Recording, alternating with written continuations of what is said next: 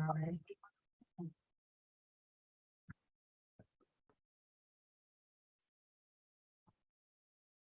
There's her pen.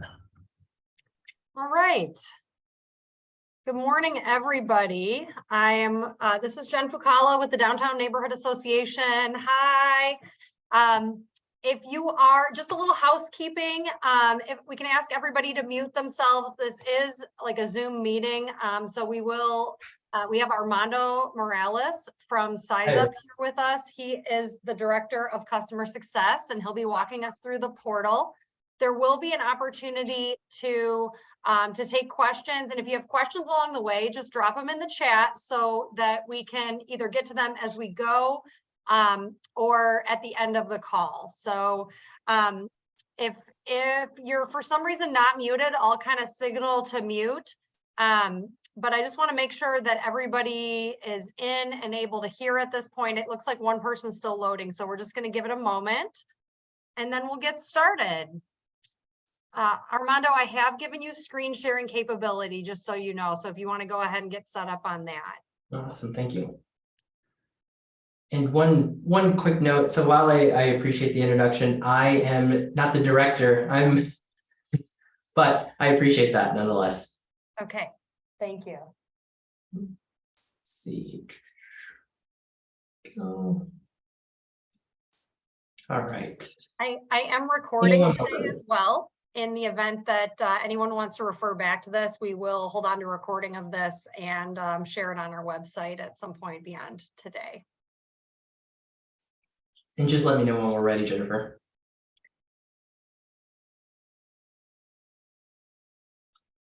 I think we're ready. You can go ahead. All right, perfect. Well, thank you everyone for joining today. It's my pleasure to run you through the SizeUp widget today and answer any questions that you guys might have. We appreciate you investing in your community and small businesses and entrepreneurs. That is our mission and our goal as well, to help small businesses and entrepreneurs thrive. So I'm Armando Morales. I'm the Customer Success Manager, and I will be running you through the widget today. But first, I'm going to go through a brief presentation to give you kind of the value proposition of SizeUp. So, focusing on small business and entrepreneurs, we look at the trends. So we look at the business formation statistics, and right now in the US, we see here you have the graph, and right here you'll see that this is the start of the pandemic. We were pretty worried that this was going to be the trend. However, it shot up fantastically in the other direction. And then even when it came back down, the lowest lows was still higher than the previous highs. Now that's the US. So we can go ahead and look at the Midwest, similar trend, and then even in Illinois, the similar trend. Now, it's great. There's more and more business formation starting. However, we still need to look at what the business failure rate is. So here you have the business failure rate over the course of 5 years. As we can see, it's close to 50%. Now, if we break that down, we look over here, close to 40% die due to a natural death. So you're in an industry that may be being overtaken by either changes in the market or however. So let's say you're still producing fax machines when everybody has gone to emails, you're doing rental DVDs when everybody's gone to streaming, that kind of thing. So not a lot we can do about that. However, right here, if we focus on the 62.5%, these businesses die due to a lack of preparation. So that's where SizeUp becomes incredibly valuable. We provide the objective lens of data to help you get better prepared or steer you back on the right path so that instead of just surviving, you can thrive. So a little bit about the widget. We allow you to look at it in different scales. So if you want to look at it in a broad scale in retail, you can look at it as far as restaurants, further into Italian, or even more specific into pizza. One more quick example, if you're looking in something like the healthcare industry, you can look at medical, you can look at doctors, and then you can look even as specific as senior care. We also look at this, or we start with the lowest scale that we possibly can, granted the data is available. We like to start off at the block group or the neighborhood level and then work our way up so that you can see and compare locally all the way up into all the other scales. So here's kind of a brief overview of the modules that we're going to go over today. Each one of our modules has its own specific use case. We have the My Business module where you can specifically look at your business and compare it to like industries in your geography. The competition module where you can go ahead and kind of see your ecosystem, being able to see who your competitors are, discover new customers and suppliers. And advertising modules where you can maximize your marketing dollars so that you can better target your audience. And then what's not on here is the demographic module where you can ask open-ended questions and look at 3 different report types. So demographics, labor force, and consumer expenditures. So with that, I'm going to go ahead and end the PowerPoint and jump over to the widget. That's garbage. Okay. It says BTC, that's an acronym for Bitcoin. All right. So are you guys seeing the downtown Elgin neighborhood browser? Okay, I see a smile and a slight. Yes, we are. Perfect.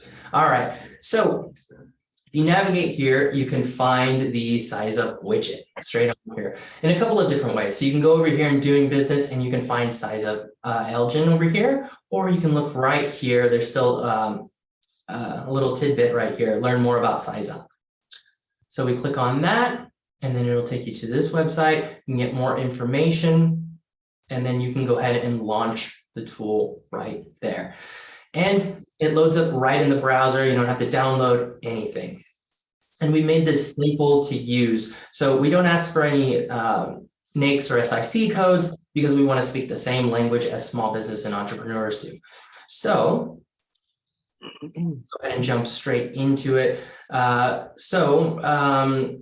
took a look earlier at some of the analytics, and in the last 30 days, there were some standout businesses that were, or standout industries that were searched for. So I'm going to kind of use those as examples today. So for the first module, we're going to go ahead and look at construction special trade contractors. And of course, we're going to go look at Elgin.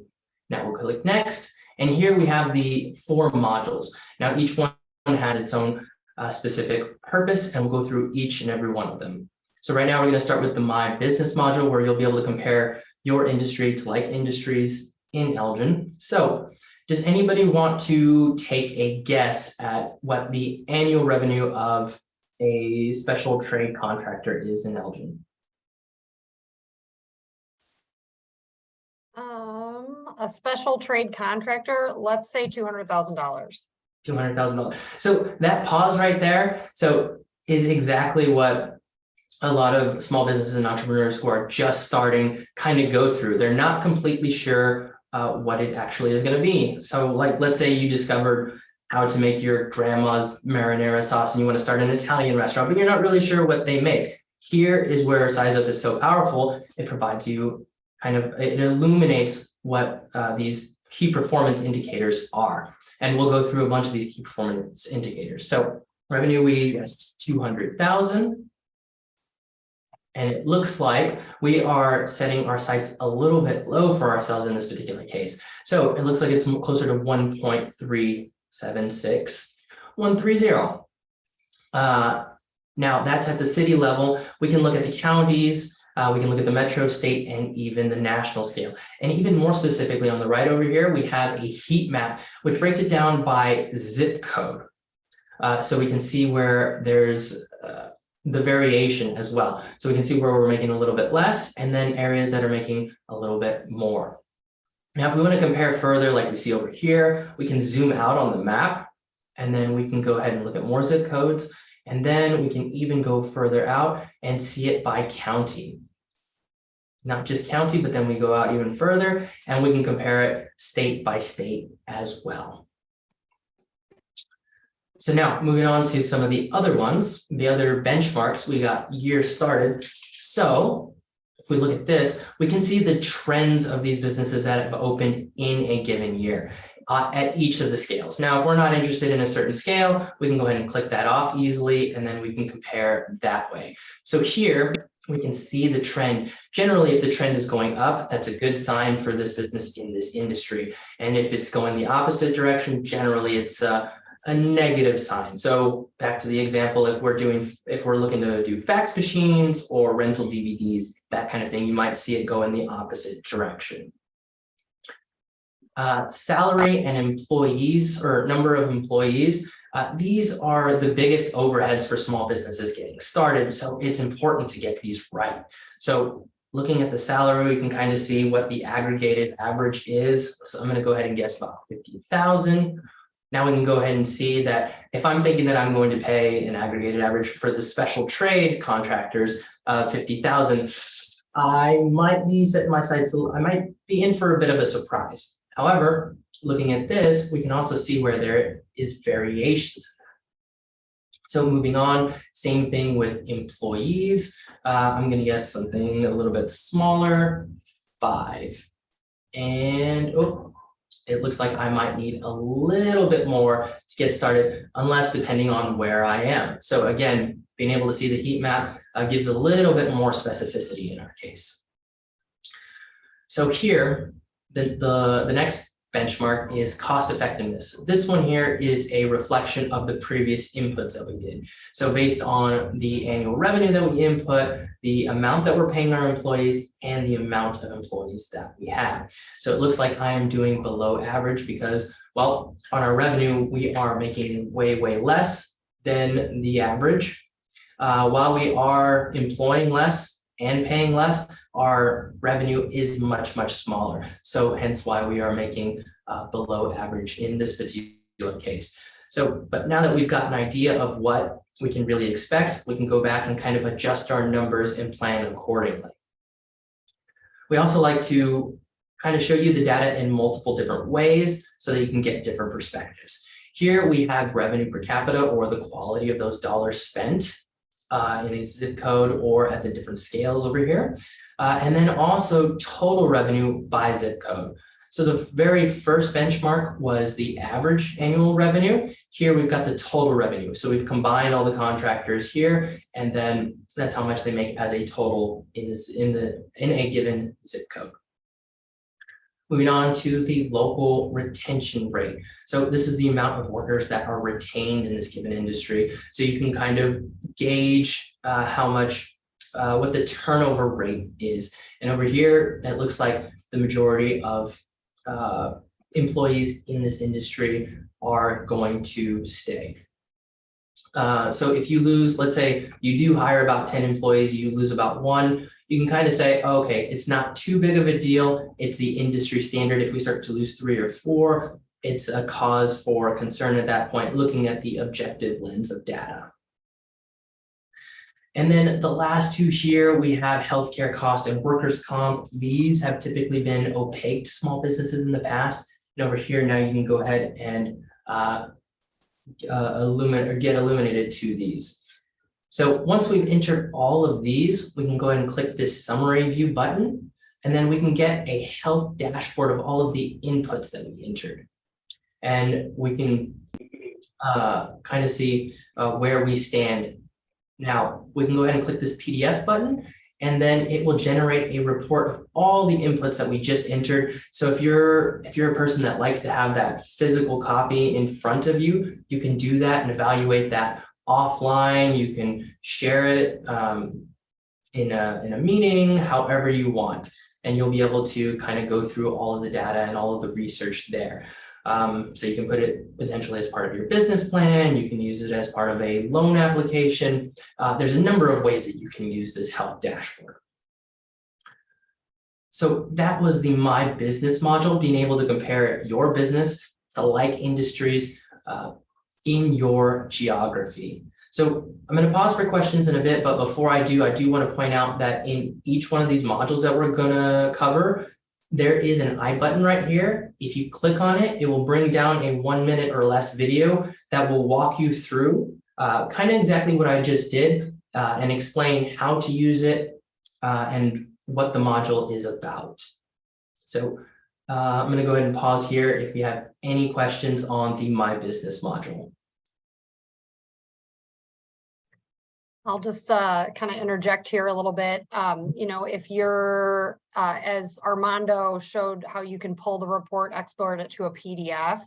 If you're working, you're a small business owner and say you're working with a business advisor or an accountant or something like that, that's how I've heard some people using this report. They'll come up with a plan and then share it with, you know, their business partner or some other advisor that they're working with, maybe SCORE or, you know, the SBDC, things like that.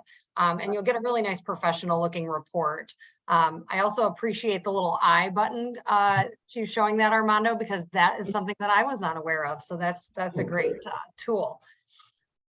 I don't have any questions in the chat, so I think we can forge ahead here. Awesome. Okay. So then the next one is the competition module. And we like to think of this as your ecosystem.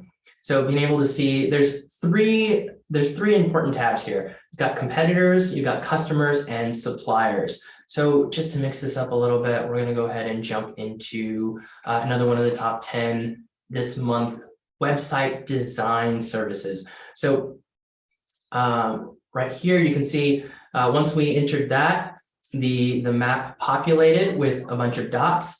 And here you can see who you're competing with. You know, is it small, is it mom and pop shops? Is it big box stores? And then where are the clusters of them as well?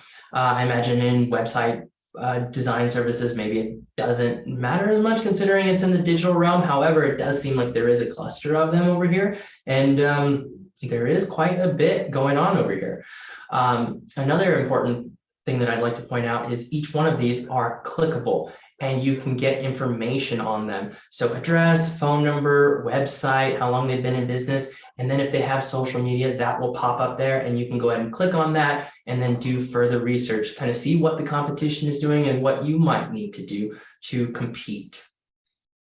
Now, if you think you're competing with more industries, you can click on this tab here, and then you can continue to add on industries. So if we type in website, we can also say enter data and web analytics if we think that we're competing with that as well, and then it will continue to populate. Now, the next tab, the customers over here. Now, this one starts off blank because who knows your customer base better than you, the business. And this is a business-to-business search. Now, website design services at this point, you know, in 2023, I'm pretty sure every business can benefit from this. So the list, the possibilities of building your prospective customers list is pretty much endless at this point. So I'm going to go ahead and put things like if I want to target coffee shops, I'm going to go ahead and put that in as our customer base. And then we can see here it populates.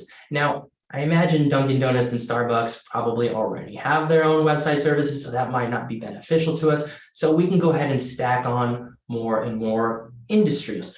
Let's say we are looking at doing something like a little bit more higher scale attorney. So now we click on that and we can populate that list here. And just like the previous one, we can go ahead and click on the information here and get contact information and build a prospective customers list, and then kind of pursue them in that way. Now, in addition to building a prospective customers base, we can click on this button here and look at consumer spending.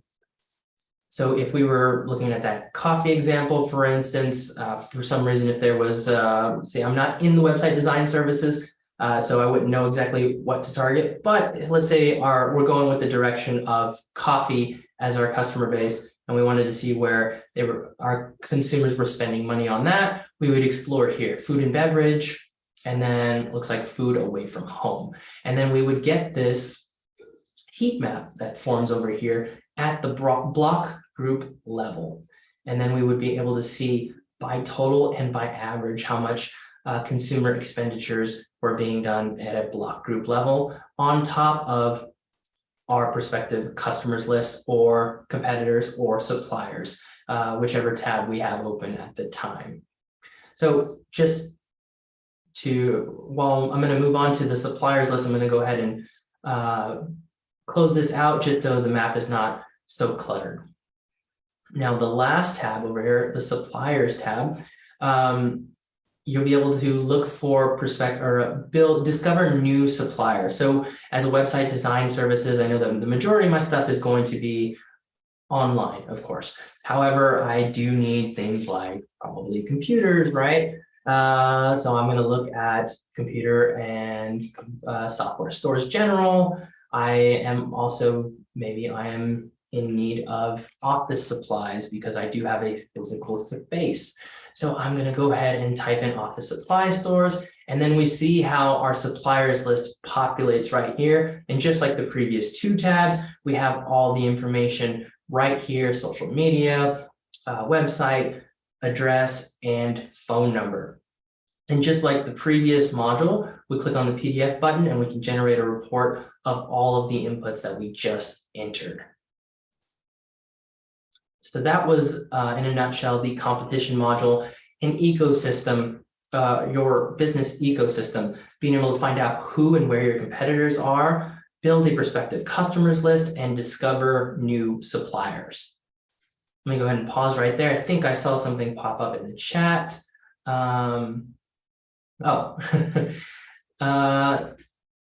Jennifer, can I ask you if there are any questions at this point? Anybody have any questions to drop in the chat?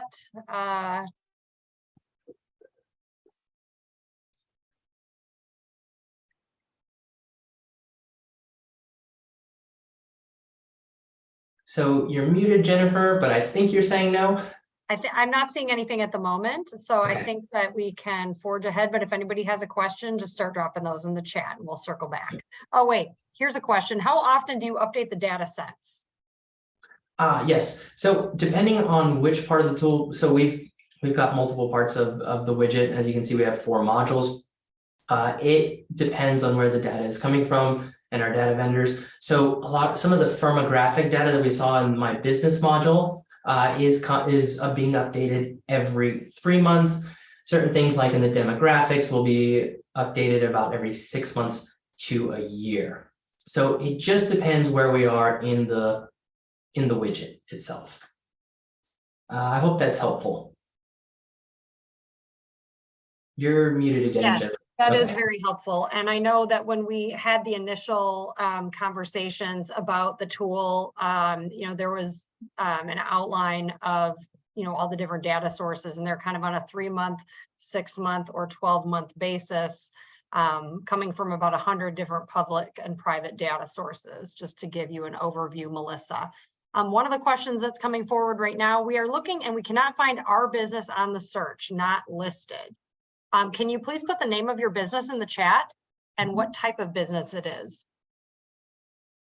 So while you're doing that, typing that in the chat, so sometimes depending on how the business is registered or how it sometimes appears, you may have to look in multiple industry types, or sometimes the data may not be updated. Let's see, we've got Simmons.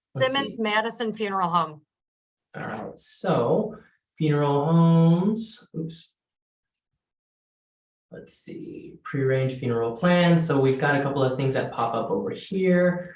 And so we can type in the business as well directly.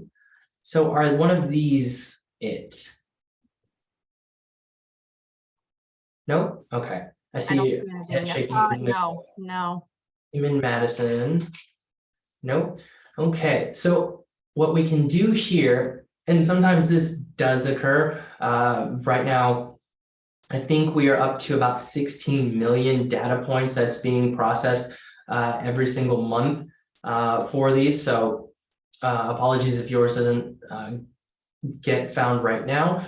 What we do advise at the present moment, we are working on inputting a in widget, so where you can update that right then and there. But for now, if you click on this help button, it will take you to our support website.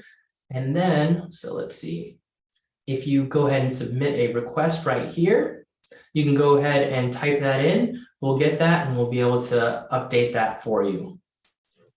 And one of the other things that we determined, and I can't see because I don't have control of the screen right now, is you have to make sure you scroll through the entire list, and sometimes there's multiple pages of the list. So typically it will show Elgin first, and then like the closest businesses, and then businesses further away.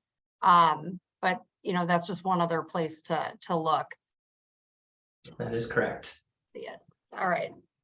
Good question. Thank you for submitting that. We'll get that addressed. Yes. Awesome. Thank you.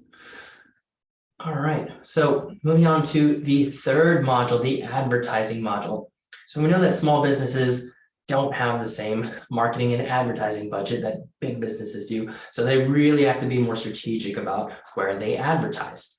So here we allow you to search in multiple approaches and different filters. So just to mix this up, let's say we are going to advertise in the coffee shop industry, right?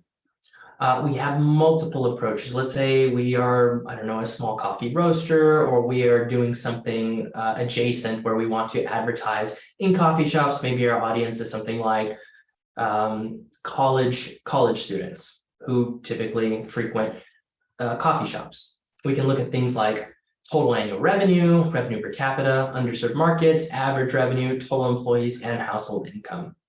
Depending on what industry you're looking at, the approach might be different. Let's say hypothetically, I was an embroidery company and I was looking to advertise in the restaurant industry because I know that restaurants, employ multiple employees, which means a larger amount of uniforms. So in that case, I would click on total employees, right? So that I could target and get bigger invoices. However, in our particular case, we're doing coffee shops, and since we're looking at college students, maybe we're looking at underserved markets. So we'll go with that approach for today. And we see that we've got 13 different result types, or different results that pop up. We can see it arranged by revenue per capita, and then total population and total annual revenue. Now, maybe if we want to be a little bit more specific, we can come to the filters here, and by default, we are at 10 miles. We can, depending on whatever industry you're looking in, go all the way out to nationwide. Now, this is for the cases where, the niche cases where you're doing things that you need to advertise across the country for niche things like, let's say, you're a comic book store and you deal in memorabilia and collectibles. But for now, coffee shops are closer geography matters a little bit more. So we're going to go back to 10 miles. And since we are doing underserved markets, we're going to look at a household income maybe at like 75,000 and below. And then we see that our results go down to 2. Now we filtered that down, and now we know that we can kind of target these 2 much more. Now, your specific use case might be slightly different. However, in this case, we've got 2 zip codes that we might want to target, 60120 and 60123. And you can make the determination based on the numbers here.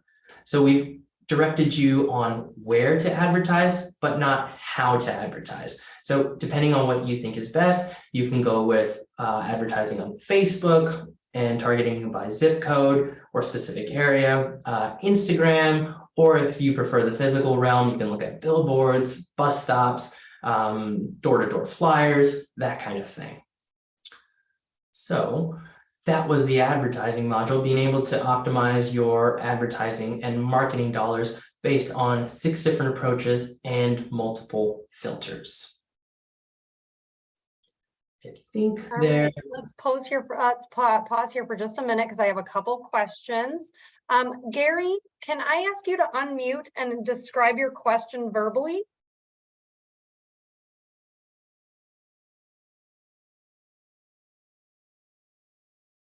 Gary is asking, previously you showed expanding the view and showed 2 different counties. How do I change which county is being shown? Do I just expand out? And I said you zoom out or in using the plus or minus buttons.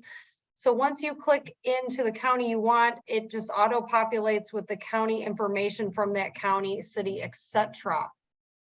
So I just unmuted. I did. Oh, thank I had you, to find, I had to find the unmute thing on my no screen. worries. Thank you. So yeah, I was just wondering about how you go about, I think displayed had listed state and Cook County and DuPage or something. If I want to look at different counties, how do I go in and actually get that information for that county? Do I just expand out and say, oh, look, here's my state with all the different counties, and then click into the county or click into the city, and it's going to auto populate with all that same company information that you want to compare? Okay, on this module, right? Yeah, either this module or I actually thought of the question at the end of the first module. So Got it. Okay, can you give us a Okay. little bit of explanation on that, Armando? Thank you, Gary. Thank you very much. So if I understand this correctly, are we talking about the My Business module? He's talking about in the map, in the module that you're currently in, when you zoom out and zoom in to be able to capture different county information. I think this was coming up when you were looking at some of the marketing materials and things like that. So each module is different. So in the My Business module, we have multiple heat maps over here. And of course, these ones start off by zip code, and then you zoom out and you can see by county. And then we have got the immediate counties here.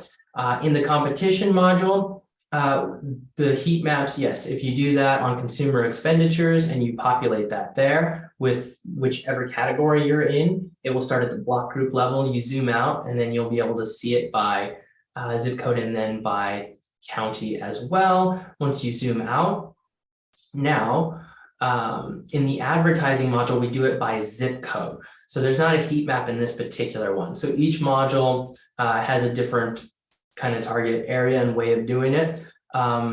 So that's why I assume that your question was geared more towards the My Business module.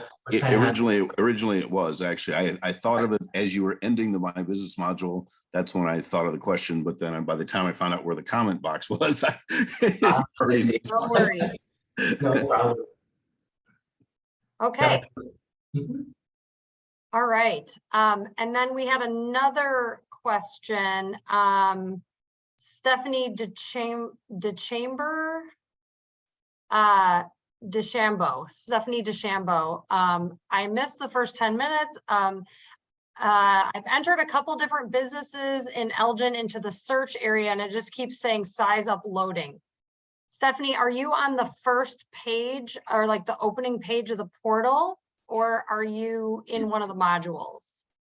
I am on the first page. I have not been able to get into a module. Okay, you have to put the industry and not the name of the business. So well, you I'm sorry. That's what I did. Yeah. So which? I mean, I tried just to do coffee shops, just like you were doing in Elgin, and it just says size up loading. So when you're here, you enter coffee shops and then you click Elgin and you click next and it says size up loading. Yep. So you were able to enter both of those? Yes. Okay. Let's see, that might require a little bit of tech support. I'm assuming that there may be something with your security issues in your browser. That's typically the most common thing. So you may want to kind of whitelist us or allow access for size up in your security browser or your security settings. I'll look into that. Thanks. Okay. okay.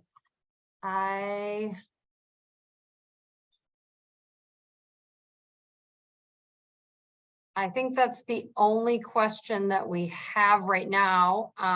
There's a question about when Google made changes during or after the pandemic, after my business disappeared from being listed, I was told I needed to go into a specific new revised Google listing app and redo the information.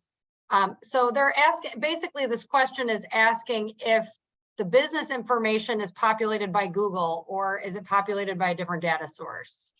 So some of the data vendors that we do grab our data from are also the same ones that Google does. So it is very possible. So it's not directly from Google, but it's the same ones that like Google would use.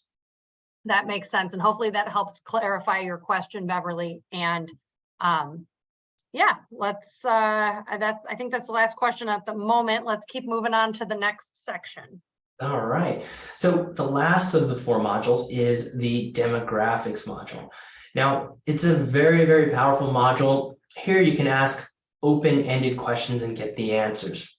So we allow you to ask in multiple different ways and select 3 different report types. So the first one that we're in is for a place, which is the default one, and this is typically where everybody is pretty familiar with. So your area type, which is either the city, the county, or the metro. And then once you create the report, either the demographic overview, consumer expenditures, which we saw a preview of in the competition module, or the labor force, then it will automatically create the polygon for you. So here would be the metro area. If we looked at the county, of course, it would go to the county. And then we'll go back to the city, and then we would be able to see the demographics over here, and you would be able to kind of get an idea of where whoever your target audience was. So if we go back to that coffee shop example, we can see over here that I know that the majority of millennials are pretty big coffee drinkers, or let's say we were a nonprofit and we were trying to get dogs or cats adopted. Millennials are also the #1 or the highest percentage of pet owners in the US. So if we were looking to target an area where there's a high percentage of millennials, we can go ahead and click on there. And wherever there was either a higher total or a higher percentage in the city, we can go ahead and see that, you know, there's about close to 20,000 or 16.5% within these boundaries over here. We can target or maybe partner with a business to do like a dog adoption event in front of a store so that we can capture this demographic. And then, of course, we can go further down. Let me go ahead and take this off so I declutter the map. We can go further down and we can see all the plethora of different categories that we can look into. Total household income distribution, labor force, total number of housing, education attainment. If we're looking to target, you know, a certain education level, we can also do that as well. High school, maybe college prep or doing something like that. We can see where the majority of them are and then target events or advertising, however, whatever your goal is at the time. So I'm just going to scroll and that's it. Size of household. Now, let's go into the second tab.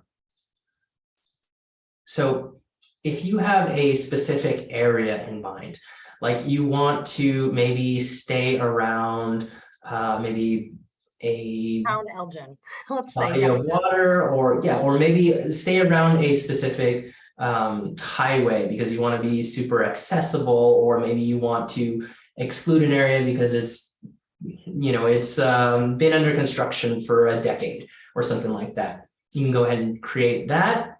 You'll create this customized polygon, and then you'll select the report type. This time we'll go with consumer expenditures, and then you'll be able to see what is being spent in this specific area. So here we can see apparel, education, entertainment. So the example I like to use here is I know that pickleball is the fastest growing, or one of the fastest growing sports in the US right now. Let's say right here, we wanted to see what people are already spending on recreational equipment and supplies or entertainment, so that we can see if maybe they would want or be amenable to spending their entertainment dollars here. So we click that, we see that the average is about $3,546 or in total right here.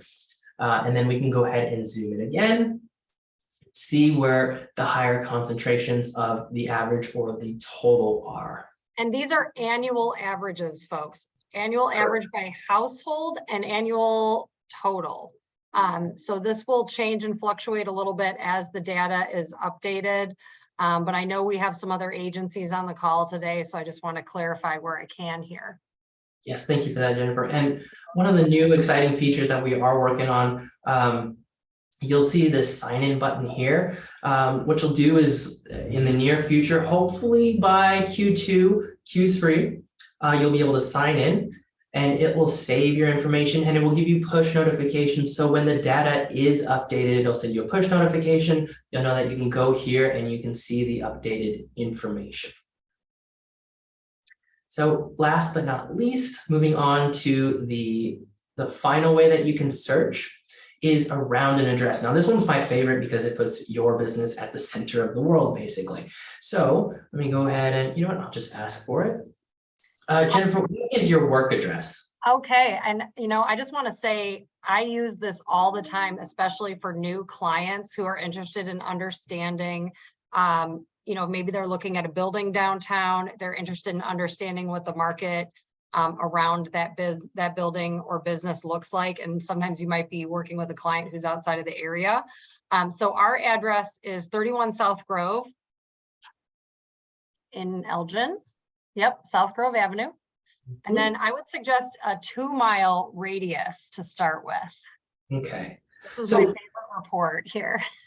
So we can do by 2-mile radius or as the crow flies, and you'll get a circular buffer and you'll be able to see everything in there. Or you can also do it by drive time. So the map will center once you enter the address here, but you can enter by the amount of drive time. So you can see how far you can get from this address outward. So for this example, I'm going to go a little bit further and do like maybe 7 minutes from this address. Excuse me. And then we'll go ahead and select the labor force. We'll go ahead and create that.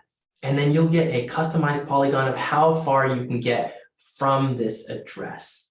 And of course, where the highways are, it looks like you can get a little bit further. And it will populate over here the labor force. So we can see total establishments, total employees, employees by size, total business by establishment type. And then we can also do total employees by occupation.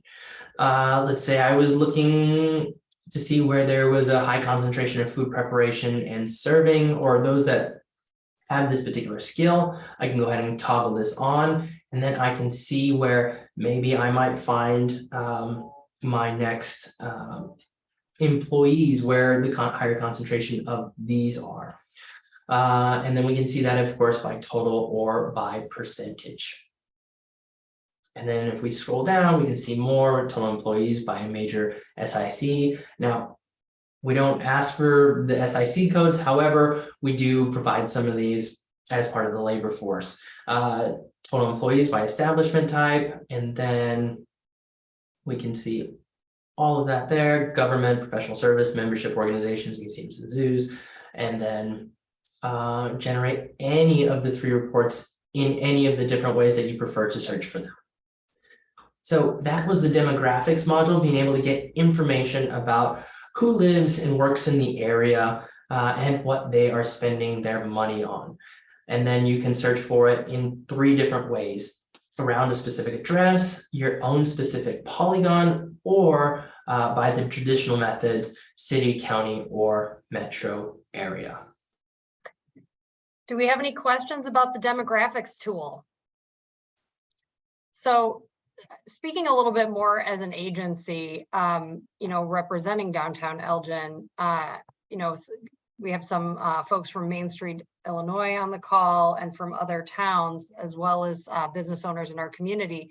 One of the things that we've found is, kind of playing with the tool to see what reports really give the most advantageous data set surrounding downtown Elgin. And so we found that drawing a 2-mile radius around the addresses down here really demonstrates the density of our community, which is a unique attribute. And I'll usually pull the report for a demographic overview and a consumer expenditure report for a 2-mile radius.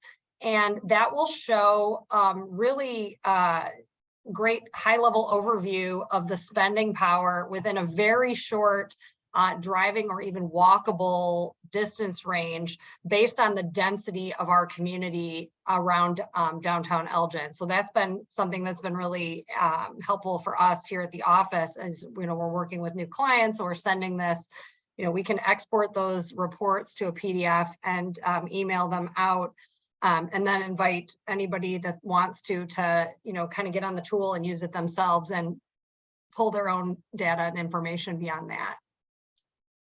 Any questions? Any questions on demographics or anything else on the tool?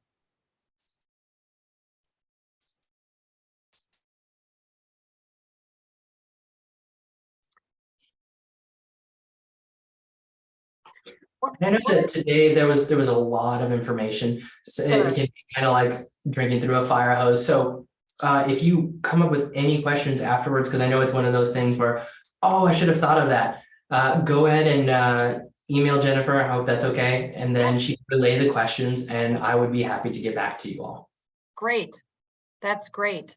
One One other thing I'll share is for anybody that's new on the call, users are able to utilize this tool anonymously. So DNA does not have access to anybody's information that they put in this tool.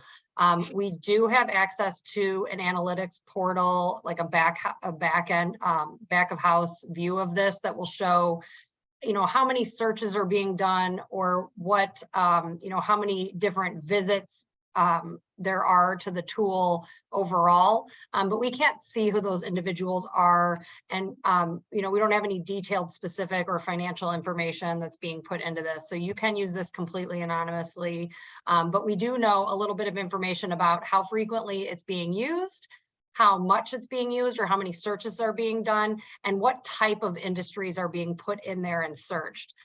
So that's something that we're utilizing as an agency just to have some information about, what the traffic is like and what are those industries of interest. Thank you for that, Jennifer. And if I can add a little bit, at SizeUp, we do respect privacy. It's a big issue. So for example, here, a couple of the things that are purposefully done. We don't allow you to toggle multiple things in the demographics because, the more you can kind of filter through that, the more you can kind of target specific businesses. So one of the examples that my colleague really likes to use is in the demographics. If you're able to, in California, be able to kind of isolate it between 65 plus, female, African Americans, that make over $1 billion, most likely you're going to be able to target Oprah's house. And we definitely don't want somebody like Oprah mad at us. So we don't want to get in situations like that. So yes, here at SizeUp, we do respect privacy. That's why all the data is aggregated so that you're not able to target any one specific business or business owner. Great, thank you for that. Oh, looks like we have a new message, 2 new messages. Here's a question from Gary. Post-COVID, finding employees willing to work is an ongoing issue. Showing locating food establishments on the map as a way to potentially find or look for new employees, but how do you contact them since everything appears as a general report? Just hope that they apply to job boards. In that case, I would say let's say you have your job posted on Facebook or one of those other search engines, you can adjust the targeting or the boosting of that to specific areas. So I know at the office, if we're sharing something, let's say for the farmers market, and we're boosting it, we may be boosting it to a very specific demographic based on the type of people that we know shop at the market. We know that most of the first people that engage with the market are middle-aged women.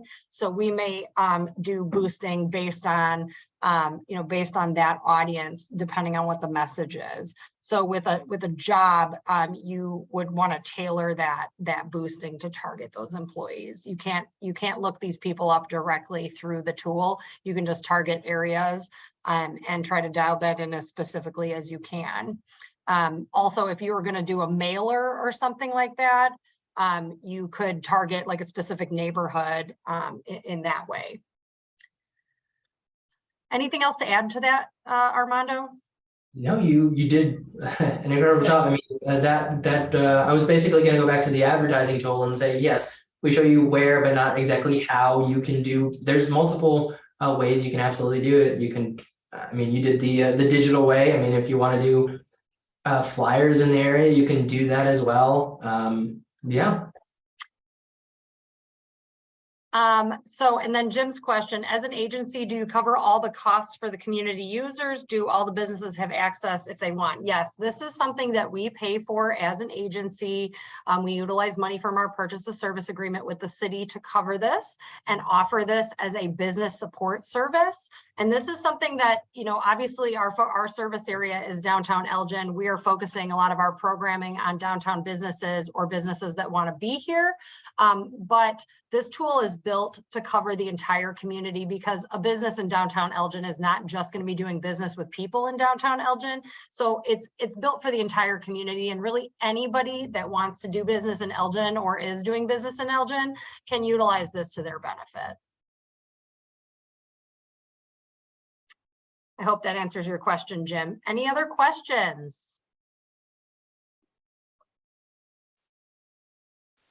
One other thing I'll just say about, oh, yes, I got it. There we go. Okay, if there's no other questions today, Armando, do you have anything else you'd like to add? No, I just put in the chat the URL to be able to access this. And I also want to say that you can, once you go to downtownelgin.com, you can go ahead and apply for the newsletter as well. So any relevant information, you know, and sometimes that will pertain to Size Up as well, we can access there. Sure. Absolutely. We also, if you're going on and you're using the tool, we're really hoping to get some testimonials on this. There is a button on the Size Up page of our website where you can submit a testimonial, and we certainly would love to hear how you're using this or how it may have benefited your business plan. We know just verbally that there's been some pretty interesting ways that people are using this, but if anything is particularly helpful, we may feature it on our website. So please consider sending us a testimonial. Actually, Jennifer, there is one thing that I do want to point out. So SizeUp is working hard and really trying to come up with building new features and implementing them throughout the course of the year. One of the things that we're really excited in the immediate future is you will be able to, and right now it's not active, but right here, you'll be able to have a button and toggle on English and Spanish. So it's not just like a Google Translate in web browser. We have gone through and gotten an actual translator to translate the industries and the actual in context type of text. So you can look forward to being able to see it in Spanish in probably the next 2 to 3 weeks. Great. Well, we'll definitely have to advertise that. We do have a large Spanish-speaking population here in Elgin, and certainly appreciate that resource. Awesome. All right. Well, thank you everybody for joining us on the presentation today. If anybody has any more questions, please feel free to email me directly. And I hope that this helps you on your way with using SizeUpElgin. Thanks so much, Armando, for the presentation. Thank you, Jennifer. It's my pleasure.